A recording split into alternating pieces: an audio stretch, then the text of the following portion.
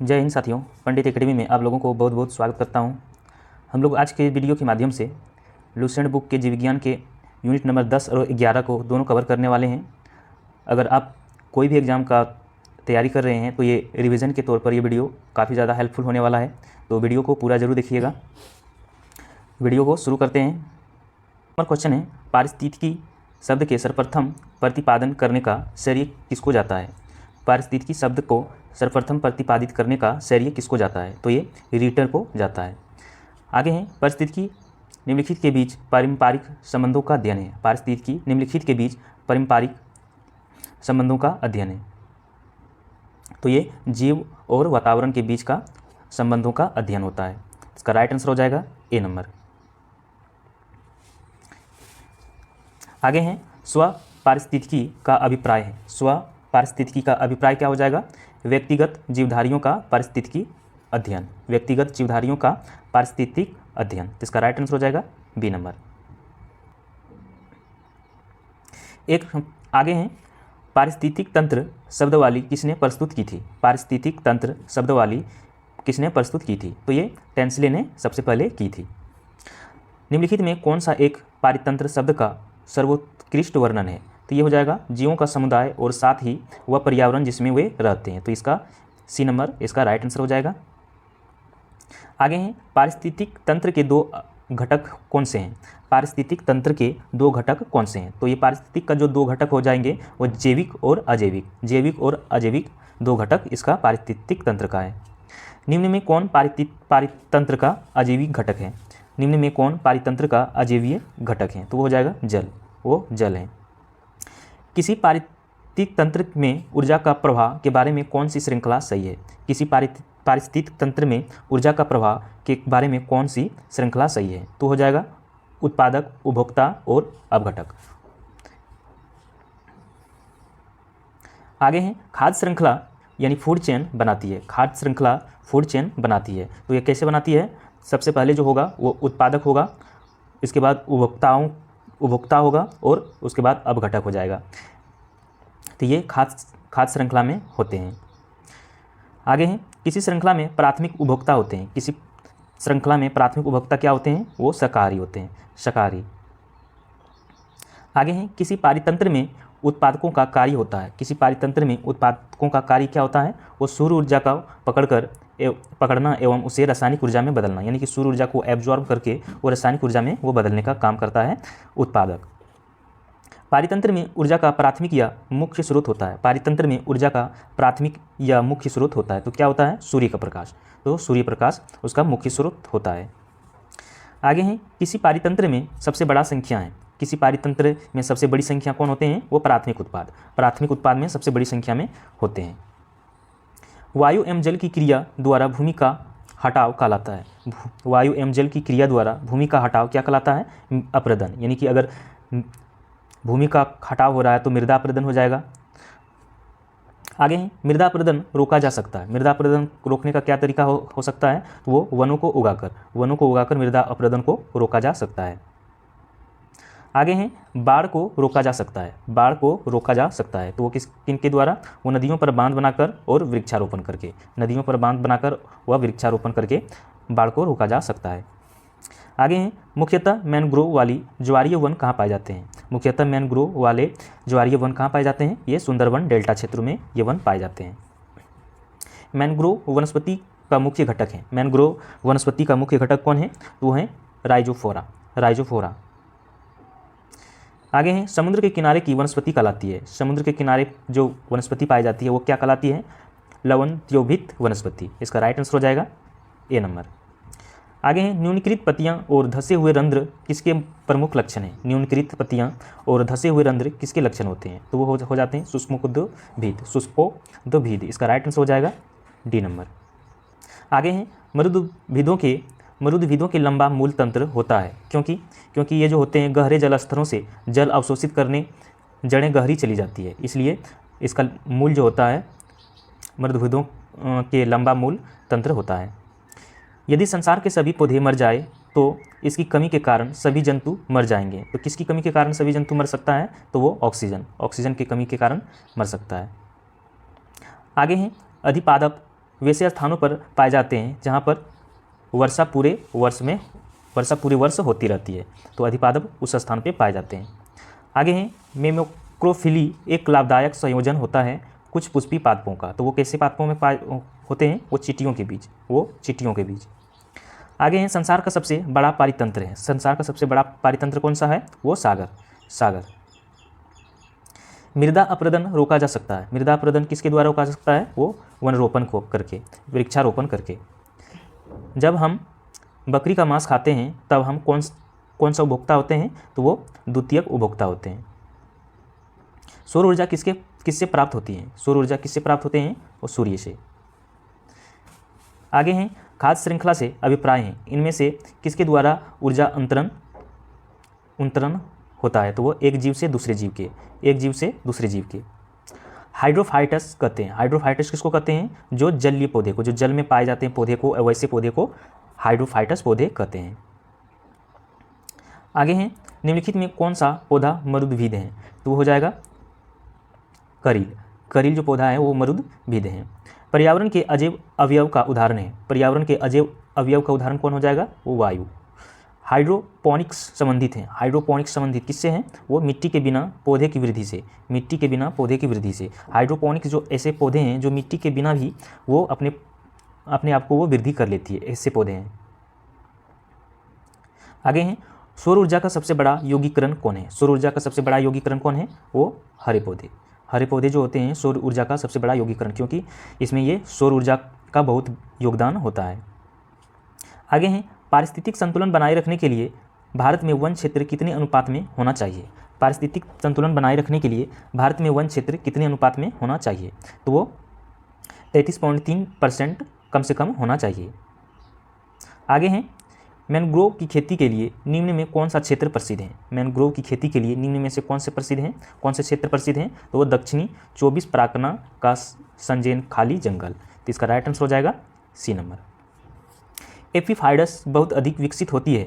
ऐसे पौधे होते हैं जो अन्य पौधे पर निर्भर करते हैं, तो ये यांत्रिक मदद हेतु।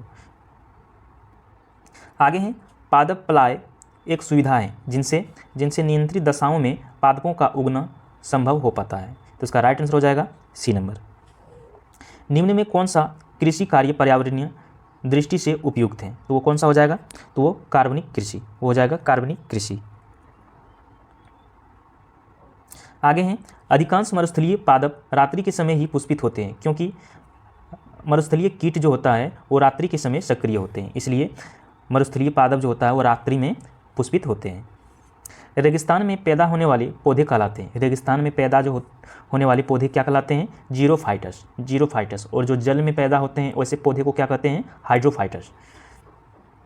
पारिस्थितिक नीके की संकल्पना को प्रतिपादित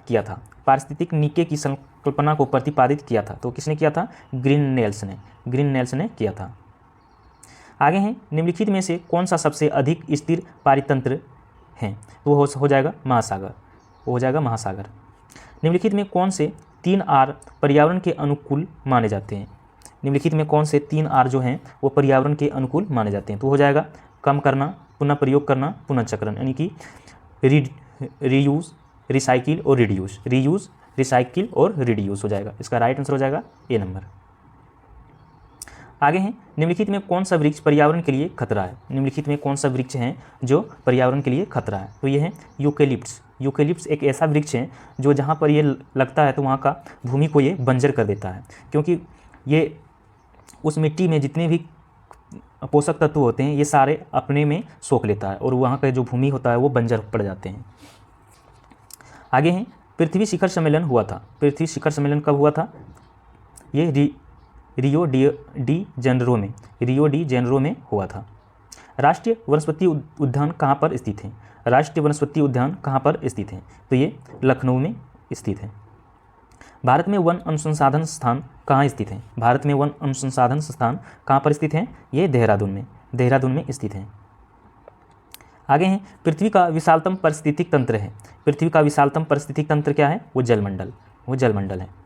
निम्नलिखित में कौन कृत्रिम पारिस्थितिक तंत्र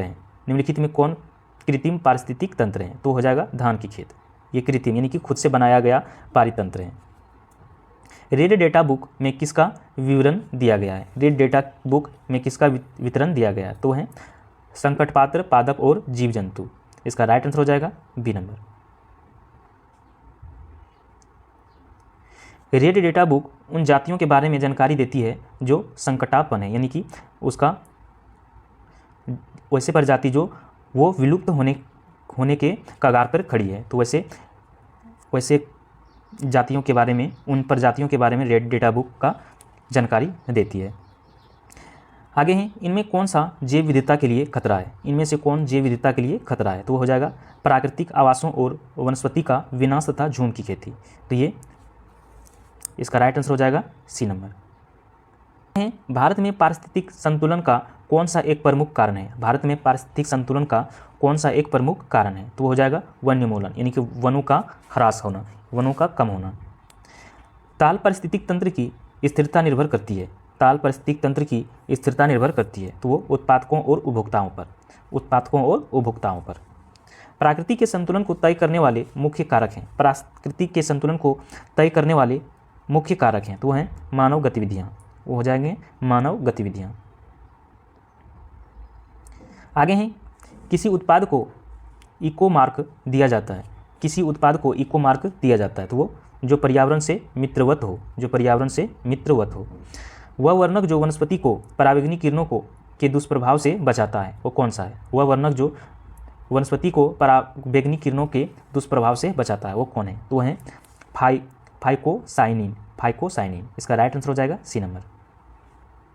आगे हैं, सर्वाधिक जैव विविधता कहाँ पाई जाती है? सर्वाधिक जैव विविधता कहाँ पाई जाती है? तो वो उष्णकटिबंधीय वर्षावन में पाई जाती है।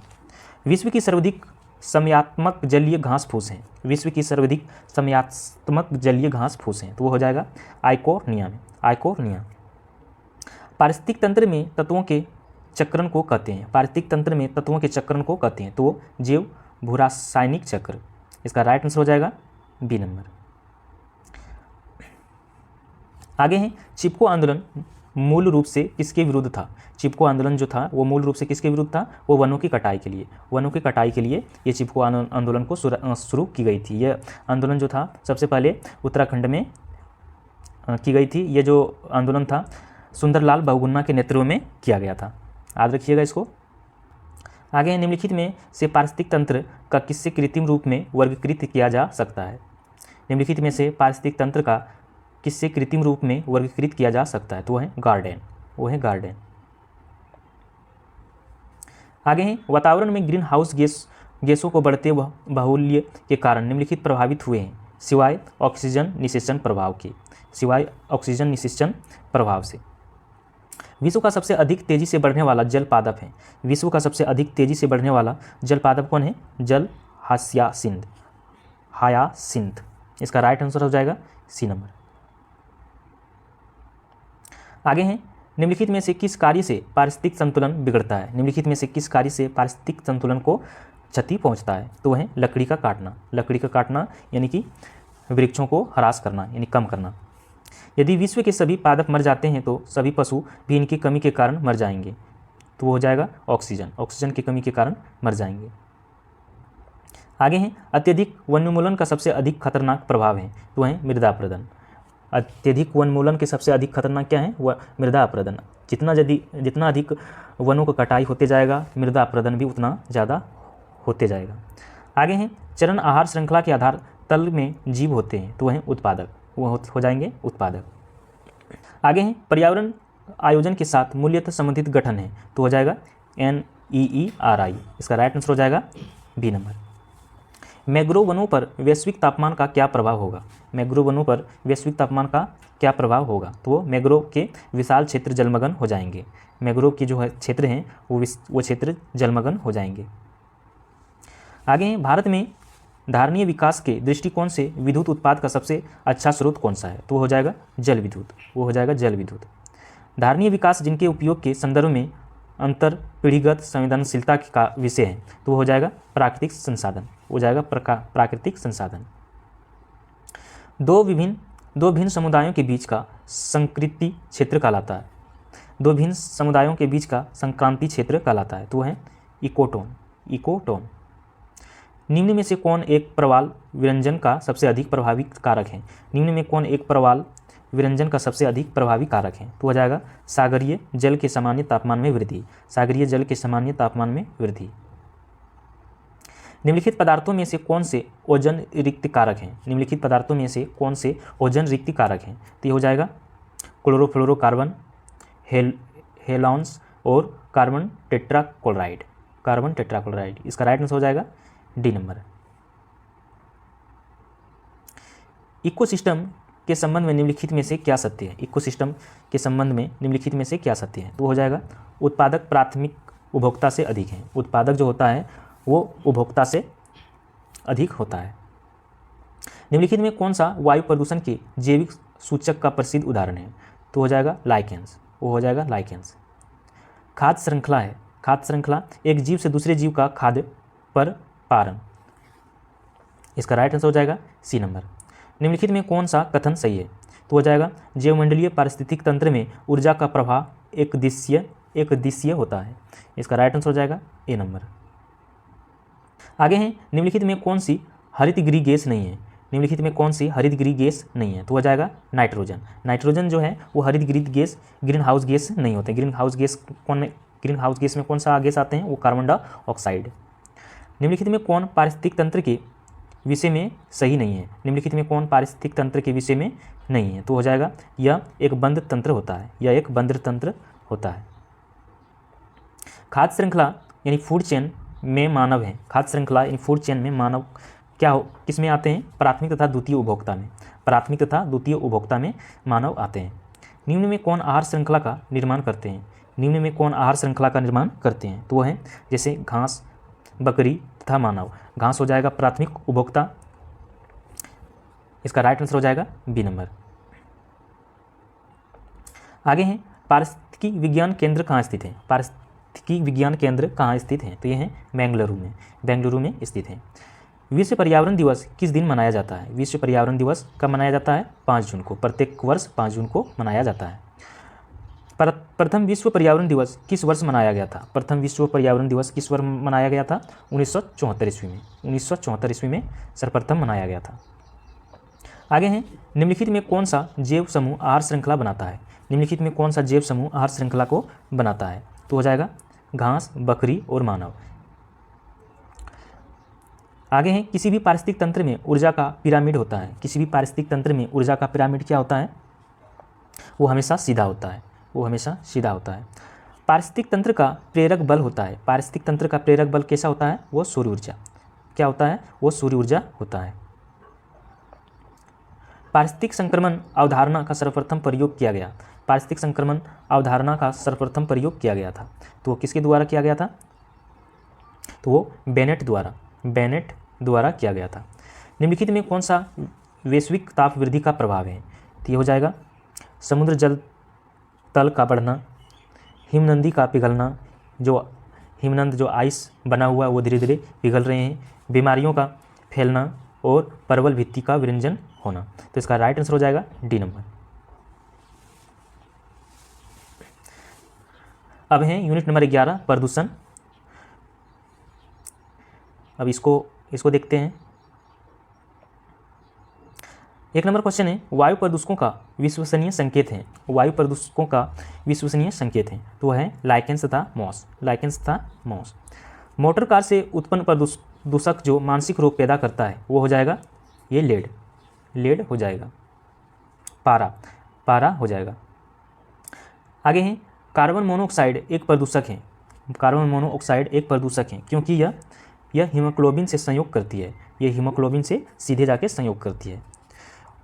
मुख्य वायु प्रदूषक होता है। मुख्य वायु प्रदूषक कौन है? वो कार्बन मोनोऑक्साइड। मुंबई और कोलकाता जैसे शहरों में प्रमुख वायु प्रदूषक हैं। मुंबई और कोलकाता जैसे शहरों में प्रमुख वायु प्रदूषक क्या हैं? वो कार्बन मोनोऑक्साइड और सल्फर डाइऑक्साइड। इसका राइट आंसर हो जाएगा ए नंबर। आगे हैं निम्नलिखित में से कौन सा वायुमंडलीय प्रदूषक नहीं होते हैं? तो हो जाएगा कार्बन डाइऑक्साइड। कार्बन डाइऑक्साइड वायुमंडलीय प्रदूषक ये नहीं है। आगे हैं हरितगृह गैस कहलाने वाले गैस हैं। हरितगृह गैस कहलाने वाले गैस कौन कौन इसमें आते हैं? ये आ जाएंगे क्लोरोफ्लोरोकार्बन, कार्बन डाइऑक्साइड, मीथेन और नाइट्रोजन डाइऑक्साइड। ये इसका राइट आंसर हो जाएगा डी नंबर। आगे हैं, कौन सी गैस पृथ्वी पर हरितगृह प्रभाव में सर्वाधिक योगदान करती है? कौन सी गैस पृथ्वी पर हरितगृह प्रभाव में सर्वाधिक योगदान करती है? तो हो जाएगा carbon dioxide. Carbon dioxide. Metropolitan नगरों में प्रदूषण का प्रमुख स्रोत है। मेट्रोपॉलिटन नगरों में प्रदूषण का प्रमुख स्रोत है, तो वह क्या स्रोत है इसका? स्वतः चलित वाहन, यानी कि तेलों से यानी ईंधनों से चलने वाले वाहनों के कारण ये प्रदूषण ज़्यादा होते हैं। निम्नलिखित में कौन सी गैस हीमोग्लोबिन से संयोग कर रक्त में एक विषैला पदार्थ बनाता है? तो वह है कार्बन मोनोऑक्साइड। ये रक्त के हीमोग्लोबिन से संयोग करके विषैली पदार्थ रक्त में बनाता है। आगे हैं, निम्नलिखित में कौन सा जैव निम्नीकरणीय है? तो निम्न में से कौन सा जैव निम्नीकरणीय है हो जाएंगे? तो वो रबर। निम्न प्रदूषकों में कौन जैव अवघटित है? तो वह हो जाएगा वाहित मल। वाहित मल। निम्नलिखित में से किस वायु प्रदूषक के कारण मनुष्यों में तंत्रिका तंत्र संबंधी रोग पैदा होता है? तो हो जाएगा शीशा। आगे हैं, निम्नलिखित में से कौन सा वायु प्रदूषक मनुष्य में रक्तदाब को बढ़ा देता है तथा हृदय संबंधी रोग पैदा करता है? तो हो जाएगा कैंडीमियम। कैंडीमियम ये हो जाएगा, इसका राइट आंसर हो जाएगा सी नंबर। लोहा के खानों में काम करने वाले मजदूरों में लो सक्रियता रोग होने के कारण है, तो वो हो जाएगा इसका मुख्य कारण सिलिका। सिलिका के कारण इसका ये रोग उत्पन्न होता है। वायुमंडल में कार्बन डाइऑक्साइड का निर्माण मुख्यतः हुआ है, तो ये जीवों के श्वसन से। जीवों के श्वसन से वायुमंडल में कार्बन डाइऑक्साइड का निर्माण हुआ है। आगे हैं, ताजमहल की क्षति पहुँच रही है। ताजमहल को क्षति पहुँच रही है, तो ये मथुरा तेल शोधनशाला से निकलने वाले वायु प्रदूषकों से। मथुरा तेल शोधनशाला से निकलने वाले प्रदूषकों से। कहा जाता है कि ताजमहल मार्बल कैंसर से ग्रस्त हैं। ये मार्बल कैंसर क्या है? तो ये एक मार्बल कैंसर क्या हो जाएगा? एक प्रकार का अम्लीय वर्षा जो मार्बल का क्षरण करती है। यह एक प्रकार का अम्लीय वर्षा है जो मार्बल को क्षरण करती है, यानी कि क्षय करती है। ये मार्बल पर एक प्रकार सा वो जंग लग जाता है। आगे हैं, पृथ्वी के वायुमंडलीय में उपस्थित ओजोन स्तर हैं। पृथ्वी के वायुमंडलीय में उपस्थित ओजोन स्तर हैं जो परावैंगनी किरणों के प्रवेश को कम करता है। ओजोन स्तर क्या करता है? परावैंगनी किरणों के प्रवेश को कम करता है। आगे हैं, विनामता महामारी जिसके कारण 1965 में जापान में अनेक लोग मरे थे, पानी में इसके प्रदूषक के कारण हुई, तो ये पारद। इसका राइट आंसर हो जाएगा बी नंबर।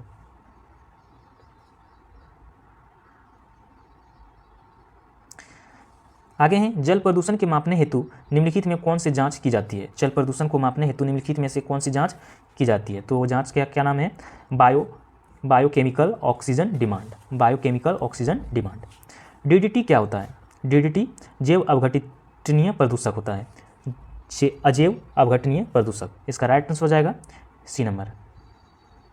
सूर्य से आने वाले हानिकारक परावैंगनी विकिरणों से होता है। सूर्य से आने वाले हानिकारक परावैंगनी विकिरणों से क्या होता है? त्वचा कैंसर। एक प्रकार का त्वचा कैंसर। यदि जल का प्रदूषण वर्तमान गति से होता रहा तो अंततः क्या हो सकता है? वो जल पादपों के लिए ऑक्सीजन के अणु अपर्याप्त हो जाएंगे, यानी कि जो जल पादपों में जो जाते हैं ऑक्सीजन के साथ वो अपर्याप्त हो जाएंगे। आगे हैं, नदियों में जल प्रदूषण की माप की जाती है। नदियों में जल प्रदूषण की माप किससे की जाती है? किनसे की जाती है? वो O2 की घुली हुई मात्रा से। O2 यानी कि ऑक्सीजन की घुली हुई मात्रा से की जाती है। निम्नलिखित में से कौन सी गैस वायु को प्रदूषित नहीं करती है? निम्नलिखित में से कौन सी गैस वायु को प्रदूषित नहीं करती है? तो वो ऑक्सीजन O2। प्रकाश रसायन स्मॉग इस काम क्रिया का परिणाम है। प्रकाश रसायन स्मॉग इस काम क्रिया का परिणाम है, तो वो कौन सा है? वो सूर्य प्रकाश की उपस्थिति में नाइट्रोजन डाइऑक्साइड और O3 तथा परऑक्सी एसिटिल नाइट्रेट। इसका राइट आंसर हो जाएगा सी नंबर। निम्नलिखित में से कौन एक वाहन प्रदूषक का भाग नहीं है? निम्नलिखित में कौन सा वाहन प्रदूषण का भाग नहीं है? तो वो हो जाएगा H2 हाइड्रोजन। ऊर्जा के किस रूप में प्रदूषण की समस्या नहीं होती है? ऊर्जा के किस रूप में प्रदूषण की समस्या नहीं होती है? तो है सौर ऊर्जा। सौर ऊर्जा। निम्नलिखित में कौन अधिकतम ध्वनि प्रदूषण के कारण है? निम्नलिखित में कौन अधिकतम ध्वनि प्रदूषण का कारण है? तो है जेट उड़ान। वो हो जाएगा जेट उड़ान। राष्ट्रीय पर्यावरण अभियांत्रिकी संस्थान कहाँ स्थित है? राष्ट्रीय पर्यावरण अभियांत्रिकी संस्थान कहाँ स्थित है? तो ये है नागपुर में। ये है नागपुर में। जनित पर्यावरण प्रदूषण कहलाते हैं, मानव जनित पर्यावरण प्रदूषण कहलाते हैं, तो ये परजैविक कहलाते हैं। वैश्विक तापमान के फलस्वरूप हो सकते हैं, वैश्विक तापमान के फलस्वरूप हो सकते हैं, तो क्या हो सकता है? समुद्र तल में वृद्धि, फसल के स्वरूप में परिवर्तन, तट रेखा में परिवर्तन, यानी कि जितने भी ये दिया हुआ है ये सभी हो सकते हैं। इसका राइट आंसर हो जाएगा डी नंबर। आगे हैं, वायुमंडल में जिस ओजोन छिद्र का पता लगाया गया है वह कहाँ स्थित है? वायुमंडल में जिस ओजोन छिद्र का पता लगाया गया है वह कहाँ पर स्थित है? तो वह है अंटार्कटिका के ऊपर। आगे हैं, निम्न में कौन सी गैस वैश्विक उष्णता के लिए उत्तरदायी है? निम्न में से कौन सी गैस वैश्विक उष्णता के लिए उत्तरदायी है? तो वह है कार्बन डाइऑक्साइड और मीथेन, कार्बन डाइऑक्साइड और मीथेन। वायुमंडल में उपस्थित ओजोन परत अवशोषित करती है, वायुमंडल में उपस्थित ओजोन परत क्या अवशोषित करती है? अल्ट्रावायलेट किरणों को, जो सूर्य से आने वाली अल्ट्रावायलेट जो होती है वो अवशोषित करती है। तेजाब वर्षा पर्यावरण में निम्न प्रदूषण से होती है, तेजाब वर्षा पर्यावरण में निम्न प्रदूषण से होते हैं, तो वह कार्बन डाइऑक्साइड एवं नाइट्रस ऑक्साइड, कार्बन डाइऑक्साइड एवं नाइट्रस ऑक्साइड से। हरितगृह प्रभाव का अर्थ है, हरितगृह प्रभाव का क्या अर्थ है? वह वायुमंडलीय में ग्रीन हाउस गैसों के घनीकरण के कारण वायुमंडलीय के तापमान को बढ़ाता है। आगे हैं, निम्नलिखित में कौन से हरितगृह गैस नहीं है? निम्नलिखित में से कौन से हरितगृह गैस नहीं है? तो वो हो जाएगा आर्गन, आर्गन जो है वो हरितगृह ग्रीन हाउस गैस नहीं है। आगे हैं, निम्न में कौन सा जैव नवीनीकरणीय है? निम्न में कौन सा जैव निम्नीकरणीय है? तो वह हो जाएगा कागज। पराध्वनिक जेट प्रदूषण पैदा करता है पतला करके, तो ये O2 परत को, O3 परत को। आगे हैं, फ्लोरेंस एस वातावरणीय प्रदूषण है जो इसके द्वारा उत्पन्न होता है, तो वो थर्मल पावर प्लांट के द्वारा उत्पन्न होता है। निम्नलिखित में कौन सा पदार्थ जैव निम्नीकरणीय है? निम्नलिखित में कौन से पदार्थ हैं जो जैव निम्नीकरणीय हैं? तो हो जाएगा ऊन, इनमें से ये ऊन हो जाएगा। परऑक्सी एसिटिल नाइट्रेट क्या है? परऑक्सीसिटिल नाइट्रेट क्या है? तो ये हो जाएगा गौण प्रदूषण। आगे हैं, सबसे खराब वायु प्रदूषण उत्पन्न करने वाले पदार्थ हैं, सबसे खराब वायु प्रदूषण उत्पन्न करने वाले पदार्थ कौन हो जाएगा? Carbon dioxide. इसके द्वारा जल के प्रदूषण को साफ करने में बायो फिल्टर के रूप में पाइला ग्लोबसा प्रस्तुत किया जाता है, तो वो है कैडमियम। इसका राइट आंसर हो जाएगा डी नंबर। आगे हैं, वायु प्रदूषण के फलस्वरूप लोगों के फुसफुस कैंसर से अधिक मरने वाला रोग है, तो है वात स्फीति। उर्वरक के अधिक प्रयोग से होता है, उर्वरक से अधिक प्रयोग से क्या हो सकता है? वो मृदा प्रदूषण, जल प्रदूषण और वायु प्रदूषण, ये सभी हो सकते हैं। इसका राइट आंसर हो जाएगा डी नंबर। पर्यावरण संरक्षण के लिए कौन सी अंतर्राष्ट्रीय एजेंसी कार्य कर रही है? पर्यावरण संरक्षण के लिए कौन सी अंतर्राष्ट्रीय एजेंसी कार्य कर रही है? तो वह ग्रीन पीस। भूमिगत जल को दूषित करने वाले अजैविक प्रदूषक हैं, तो हो जाएगा आर्सेनिक। भूमिगत जल के प्रवाह के साथ नीचे की ओर बहने वाले प्रदूषकों को क्या कहते हैं? भूमिगत जल के प्रवाह के साथ नीचे की ओर बहने वाले प्रदूषक को क्या कहते हैं? तो वह है निक्षालक कहते हैं। आगे हैं, लास्टिक बैंक थैलिया पर्यावरण के संभाव्य जोखिम है, निम्न में से कौन सा विकल्प इसे सही वर्णित करता है? तो हो जाएगा ये नॉन बायोडिग्रेडेबल होते हैं। इसका राइट आंसर हो जाएगा डी नंबर। आगे हैं, सूची 1 सूची 2 के साथ सम्मिलित कीजिए तथा सूची के नीचे दिए गए कूट से सही उत्तर को चयन कीजिए। तो ये सूची 1 में प्रदूषक दिया हुआ है और सूची 2 में प्रभावित अंग। तो एम्बेस्टुथुस थूल को ये फेफड़ा को प्रभावित करता है, सीसा से मस्तिष्क को प्रभावित होता है, पारा उदर से प्रभावित होता है और कार्बन मोनोऑक्साइड जो है ये रक्त धाराएं को प्रभावित करता है। इसका राइट आंसर हो जाएगा डी नंबर। तो ये यूनिट यहाँ पर समाप्त होता है। नेक्स्ट यूनिट में हम फिर मिलते हैं नई वीडियो के साथ। तब तक जय हिंद।